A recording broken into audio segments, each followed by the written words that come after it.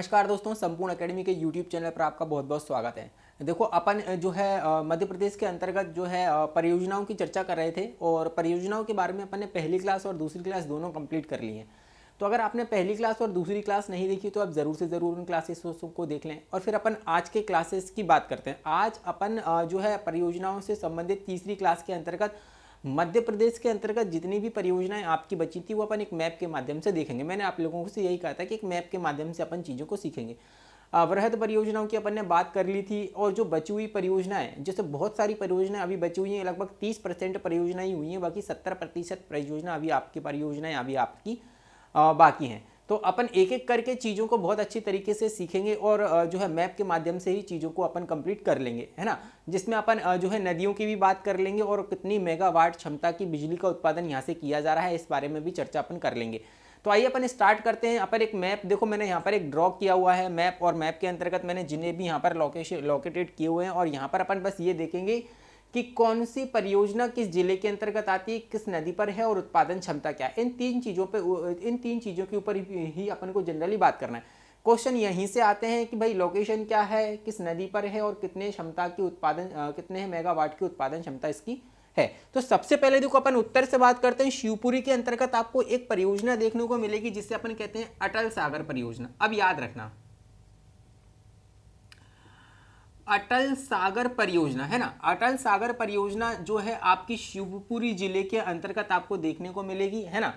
वहीं अगर अपन बात करें शिवपुरी में अटल सागर परियोजना है जिसकी उत्पादन क्षमता की अगर अपन बात करें तो 1072 मेगावाट की बिजली का उत्पादन इससे किया जाता है। 1072 मेगावाट बिजली का उत्पादन यहाँ से किया जाता है। और इस परियोजना के यह जो परियोजना है वो माड़ी खेड़ा बांध के ऊपर बनी हुई है ना। किस पर बनी हुई है? माड़ी खेड़ा बांध के अंतर्गत ये बनी हुई है। किस बांध के ऊपर बनी हुई है? माड़ी खेड़ा बांध के ऊपर बनी हुई है। अगर अपन नदी की बात करें तो सिंध नदी, है ना, सिंध नदी के ऊपर ये परियोजना बनाई गई है ना। अपन बात करते हैं, देखो शिवपुरी के अंतर्गत अटल सागर परियोजना है, माड़ी खेड़ा बांध के ऊपर बनाई गई। 1072 मेगावाट की क्षमता है इसकी। 1072 मेगावाट की बिजली के उत्पादन की क्षमता है, माड़ी खेड़ा बांध पर बनाई गई है और सिंध नदी के ऊपर ये आती है। वहीं अगर अपन बात करें राजगढ़ की, देखो राजगढ़ के अंतर्गत आती है आपका जो है आता है आपका मोहनपुरा सिंचाई परियोजना। मोहनपुरा सिंचाई परियोजना राजगढ़ के अंतर्गत आती है और 2018 के अंतर्गत ये बनके कंप्लीट हुई थी, जिसका उद्घाटन किसके द्वारा किया गया था? पीएम नरेंद्र मोदी द्वारा। मोदी जी द्वारा जो है इसका उद्घाटन किया गया था। मोहनपुरा सिंचाई परियोजना 2018 राजगढ़ के अंतर्गत है और ये नेवज नदी के ऊपर बनी हुई है। नेवज नदी के ऊपर ये बनी हुई है। आप याद रखना, मोहनपुरा सिंचाई परियोजना 2018 के अंतर्गत कंप्लीट की गई थी और ये नेवज नदी के ऊपर बनी हुई है। राजगढ़ जिले के अंतर्गत ये आती है ना। अब आपको इस मैप के माध्यम से ये चीजें समझ में आ जाएंगी कि आपको जिलों को रटने की जरूरत नहीं पड़ेगी कि कौन सी परियोजना किस जिले के अंतर्गत आती है। आप मैप बना लोगे ना, मैप के माध्यम से आप लोगों को ये जिले तो ऑलरेडी याद हो ही जाएंगे, और जिले याद हो जाएंगे तो आपको ये समझ लेना कि आपको परियोजनाएं भी याद हो जाएंगी। जिले जैसे ही आप जो है मैप खोलोगे तो आपको जिलों से ही सारी की सारी परियोजना याद हो जाएंगी कि यार इस जिले के अंतर्गत ये परियोजना हमने ये देखी थी। अगर आप लोगों को चीजें ये भी, अगर आप लोगों को इससे क्या है कि रटने की जो है आपकी ना परेशानी खत्म हो जाएगी। आप लोगों को ये समझ में आ जाएगा कि यार हमने अगर बात करें माड़ी खेड़ा परियोजना या अपन अटल सागर परियोजना हमने उत्तर की तरफ पढ़ी थी, तो उत्तर का ही कोई जिला इसका आंसर हो सकता है, हम इतना अंदाजा लगा सकते हैं। तो मैप के माध्यम से पढ़ने का यही सबसे अच्छी चीज़ है कि हमें चीज़ों को समझने की क्षमता हमारी डेवलप होती है, और रटना जो है ना, रटना जो है किसी भी समस्या का समाधान है नहीं। अब देखो अगर अपन बात करें यहाँ पर दो परियोजना हमने देख ली, मोहनपुरा सिंचाई परियोजना भी देख ली। 2018 के अंतर्गत मोदी जी द्वारा इसका उद्घाटन किया गया था और नेवज नदी पर ये जो है आपकी बनी हुई है। अब देखो अपन बात करें पूर्वी की तरफ की, तो छतरपुर के अंतर्गत आपको दो परियोजनाएं देखने को मिलेगी। एक तो आपको उर्मिल परियोजना देखने को मिलेगी और एक आपको देखने को नरगवा परियोजना, है ना, नरगवा परियोजना। ये दोनों ही परियोजना आपकी Madhya Pradesh, MP plus UP दोनों की संयुक्त परियोजना। देखो यहाँ पर आपका यूपी पड़ता है ना, उत्तर प्रदेश की। अब देखो कौन कौन की संयुक्त परियोजना है? नरगवा परियोजना और उर्मिल परियोजना मध्य प्रदेश और यूपी की संयुक्त परियोजना है। उर्मिल परियोजना की अगर अपन बात करें, ये उर्मिल नदी पर ही है है ना, उर्मिल नदी पर ही है ये। और आप मुझे कमेंट करके बताना है, देखो मैंने बहुत विस्तार पूर्वक नदियां पढ़ाई थी, आप मुझे ये बताना है कि उर्मिल किसकी सहायक नदी है, मुझे पता है, आप लोग जरूर से जरूर कमेंट करके मुझे बताना। तो ये जो उर्मिल परियोजना है, उर्मिल नदी पर बनी हुई है, इसकी उत्पादन क्षमता की अगर अपन बात करें 50 मेगावाट उत्पादन क्षमता इसकी कितनी है, 50 मेगावाट उत्पादन क्षमता है। दो परियोजनाएं अपन ने देखी हुई है छतरपुर की, है ना, छतरपुर के अंतर्गत जो है दो परियोजनाएं, नरगमा परियोजना, उर्मिल परियोजना, मध्य प्रदेश और यूपी की संयुक्त परियोजना है ये। उर्मिल परियोजना उर्मिल नदी पर 50 मेगावाट जो है इसकी उत्पादन क्षमता। सतना के अंतर्गत आती है आपकी एक टोंस परियोजना। टोंस परियोजना टोंस नदी पर है, लगभग 300 जो है आपकी 20 मेगावाट बिजली का उत्पादन इससे किया जाता है। टोंस परियोजना टोंस नदी पर है, सतना के अंतर्गत लगभग 320 मेगावाट बिजली का उत्पादन यहाँ से किया जाता है। तो याद रखना, अभी जितनी भी परियोजना है ना सब याद हो जाएंगी, ऐसी की ऐसी परियोजना सारी जितनी भी आप लोगों को मैं बता रहा हूँ कि ऐसा कि ऐसा डायग्राम आप एक बार देख लोगे, एक बार बना के देख लोगे, देखो वीडियो देख लेना कॉन्सेंट्रेट करके, उसके बाद एक बार आप क्या करना, मैप लेना और मैप के माध्यम से जिले लोकेटेड कर लेना, फिर उसमें जो है इन सभी चीज़ों को भरने की कोशिश करना। आप 1 से 2 बार चीज़ों को भरोगे ना तो आप लोगों को पूरी परियोजना याद हो जाएंगी, गारंटी मैं दे रहा हूँ, आप लोगों को सारी परियोजना याद हो जाएंगी, है ना। देखो अपन ने कौन कौन सी परियोजना देख ली, तो कुछ छतरपुर वाली देख ली है, सतना वाली भी परियोजना अपन ने देख ली है। अब देखो यहाँ पर अगर अपन बात करें एक विदिशा, विदिशा के अंतर्गत आती है आपकी एक हलाली परियोजना। हलाली परियोजना आपकी विदिशा के अंतर्गत आती है, जिसे सम्राट अशोक परियोजना भी कहते हैं। अब याद रखना कि सम्राट अशोक परियोजना, सम्राट अशोक परियोजना किसे कहते हैं भाई, हम जो है हलाली परियोजना को कहते हैं, और हलाली परियोजना विदिशा के अंतर्गत आती है, जैसे सम्राट अशोक परियोजना के नाम से भी जानते हैं।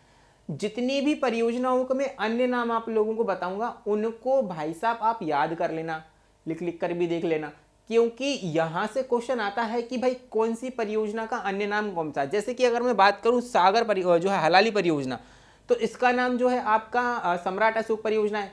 जैसे कि अपन बरगी परियोजना की बात करें तो उसको अपन रानी अवंती परियोजना के नाम से भी जानते हैं। जोबट परियोजना को चंद्रशेखर परियोजना के नाम से भी जाना जाता है। तो ये में बहुत सारी अभी जो जितनी जितनी आपकी परियोजनाएं के अन्य नाम है ना वो सही यहीं की यहीं बता दूंगा, और आप इनको याद कर लेना, क्योंकि यहाँ से क्वेश्चन वो पूछता है अन्य नामों से, है ना। विदिशा की अगर अपन बात करें तो हराली परियोजना आती है, और सम्राट अशोक परियोजना के नाम से भी अपन जानते हैं। देखो रायसेन की बात करें तो रायसेन के अंतर्गत एक बारना परियोजना है। बारना परियोजना कहां पर है आपकी, रायसेन के अंतर्गत आती है। सीहोर की बात करें तो सीहोर में एक कोलार परियोजना है, कोलार परियोजना सीहोर के अंतर्गत आती है, कोलार नदी पर ही है ये, है ना, कोलार नदी पर ही है। और ये छोटी छोटी नदियां हैं, जैसे कोलार नदी की बात करें, बारना नदी की बात करें तो बारना परियोजना बारना नदी पर है, रायसेन के अंतर्गत आती है। कोलार परियोजना सीहोर के अंतर्गत है, कोलार नदी पर आती है ना। अब याद रखना, अब जैसे अगर अपन बात करें होशंगाबाद की, तो होशंगाबाद में एक तवा परियोजना है। तवा परियोजना कहां पर है, तवा परियोजना आपकी होशंगाबाद के अंतर्गत आती है, ये तवा नदी पर आती है। और तवा नदी किसकी सहायक नदी है भाई, नर्मदा की सहायक नदी है। इसकी मेगावाट जो क्षमता है, बिजली की उत्पादन क्षमता है, वह आपकी 1000 मेगावाट है। बिजली का जो उत्पादन किया जाता है वह 1000 मेगावाट का इसमें उत्पादन किया जाता है। बिजली का जो उत्पादन किया जाता है 1000 मेगावाट का उत्पादन यहाँ पर किया जाता है। अब देखो जबलपुर के अंतर्गत अगर अपन बात करें, जबलपुर के अंतर्गत आती है आपकी एक बरगी परियोजना, है ना। बरगी परियोजना की अगर अपन बात करें तो इसे रानी अवंती परियोजना के नाम से इसे जाना जाता है। इसकी उत्पादन क्षमता की बात करें तो 90 मेगावाट उत्पादन क्षमता है इसकी। और इसका जो निर्माण 1988 से 1990 तक इसका जो है, अगर अपन बात करें इसकी स्थापना 1988 से 1990 के बीच में इसकी स्थापना की गई थी, है ना। वहीं अगर अपन बात करें जो है देखो मंडला की, तो मंडला में आती है एक आपकी थावर परियोजना। थावर परियोजना की अगर अपन बात करें तो ये मंडला के अंतर्गत आती है, और ये किस नदी पर, ये थावर नदी पर ही है। थावर परियोजना आपकी मंडला जिले के अंतर्गत आती है। याद रखना थावर परियोजना कहाँ पर है आपकी, मंडला जिले के अंतर्गत है, ये याद आप लोगों को रखना है ना। वहीं अगर अपन बात करें, देखो एक छिंदवाड़ा के अंतर्गत कौन सी परियोजना आती है, छिंदवाड़ा के अंतर्गत एक आपकी आती है पेंच परियोजना। अब देखो जो पेंच परियोजना है ना आपकी, पेंच परियोजना, और इसमें एक परियोजना आती है आपकी सीतारेवा परियोजना। पेंच जो परियोजना आपकी मध्य प्रदेश और महाराष्ट्र की, ये मध्य प्रदेश और महाराष्ट्र की संयुक्त परियोजना है। जो पेंच नदी जो है आपकी पेंच परियोजना जो मध्य प्रदेश और महाराष्ट्र की संयुक्त परियोजना है, छिंदवाड़ा जिले के अंतर्गत आती है। और सीतारेवा परियोजना की बात करें तो वो भी आपकी छिंदवाड़ा जिले के अंतर्गत आती है। ये चीज़ें आप लोगों को याद रखना है। ये जो सारी चीज़ें मैं आप लोगों को बता रहा हूँ, ये सारी की सारी चीज़ें आप लोगों को याद रखना है। और इसमें अगर अपन बात करें तो 160 मेगावाट बिजली का उत्पादन किया जाता है। 160 मेगावाट बिजली का उत्पादन किया जाता है जो है आपकी छिंदवाड़ा के अंतर्गत। ये जो पेंच परियोजना है 160 मेगावाट बिजली का उत्पादन किया जाता है। वहीं अगर अपन बालाघाट की बात करें तो इसको अपन बालाघाट के अंतर्गत एक परियोजना आती है अपर बेनगंगा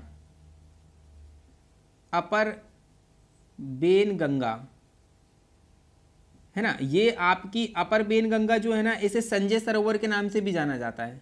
अपर बेनगंगा जो परियोजना है ना, ये बालाघाट जिले के अंतर्गत आती है और इसे संजय सरोवर परियोजना के नाम से भी जाना जाता है। ये चीज भी आप याद रखना। अपर बेनगंगा परियोजना कहाँ पर है आपकी, जो है बालाघाट के अंतर्गत आती है, जिसे संजय सरोवर के नाम से भी जाने जाते हैं।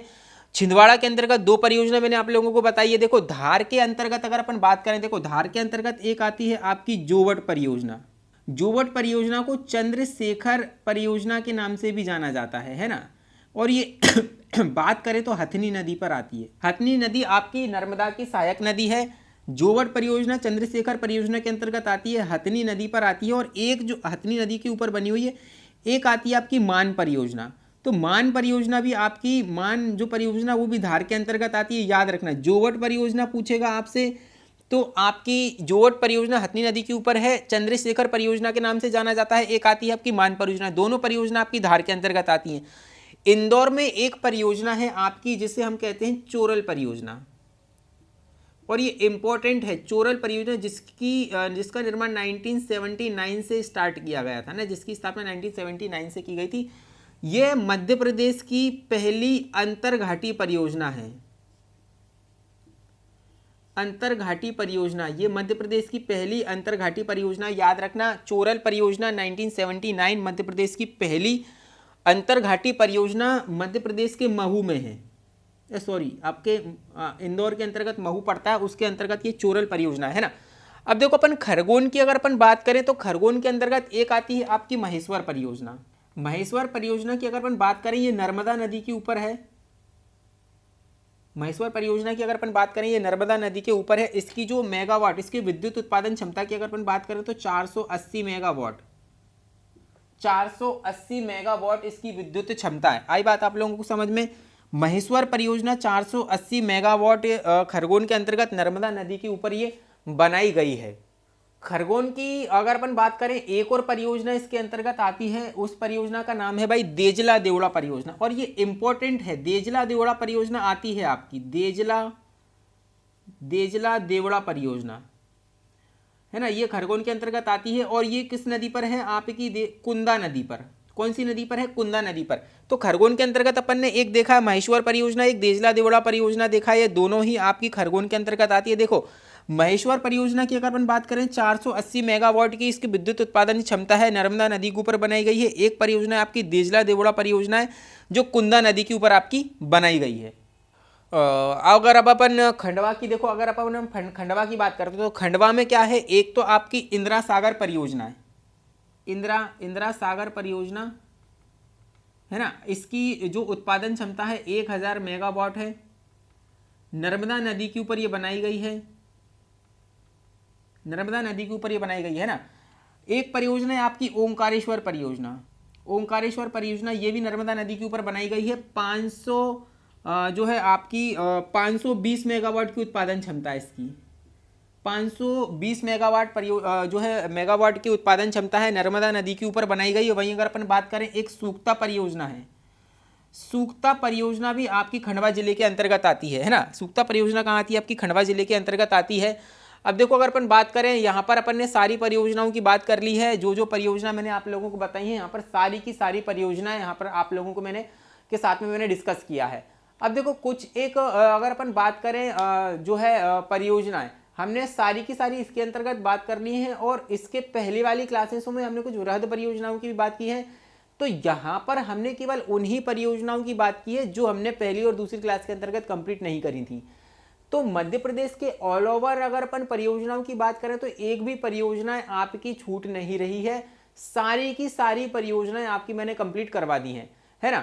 इसके अतिरिक्त जो भी परियोजनाएं थी वो पहली और दूसरी क्लास के अंतर्गत कंप्लीट हो चुकी हैं, जो आपकी अभी बची थी, है ना, जो छोटी परियोजनाएं थी जिसको मैंने एक डायग्राम, एक मैप के माध्यम से ही आप लोगों के साथ में साझा किया है, शेयर किया है, आप लोगों को पढ़ाया है। और आप लोगों को ये क्लासेस कैसी लग रही हैं आप ज़रूर से ज़रूर मुझे बता दीजिए करें, क्योंकि जो संपूर्ण एकेडमी की यूट्यूब फैमिली है वो आप और हमारी एक जो संपूर्ण एकेडमी की जो फैमिली है उसे भी बड़ा करना है। और इसलिए आप ज़रूर से ज़रूर जो है संपूर्ण एकेडमी के यूट्यूब चैनल को आप सब्सक्राइब कर लिया करें और इसको शेयर भी करा करें, है ना, शेयर भी करा करें। तो ये एक चैनल ही नहीं है, ये हमारे संपूर्ण एकेडमी का एक परिवार है जो जिसके माध्यम से हम और आप जुड़े हुए हैं। तो फिर अपन देखो, अब अपन जो है अगर बात करें तो परियोजनाओं से संबंधित सारा चैप्टर हमने कंप्लीट कर लिया। अब आपकी जिम्मेदारी ये बनती है कि इन क्लासेस को ज़रूर से ज़रूर देख लें और इनको लाइक करें, शेयर करें और कमेंट करें। तो फिर अपन मिलते हैं किसी अन्य टॉपिक के साथ नेक्स्ट क्लासेस में। तब तक के लिए जय हिंद और धन्यवाद।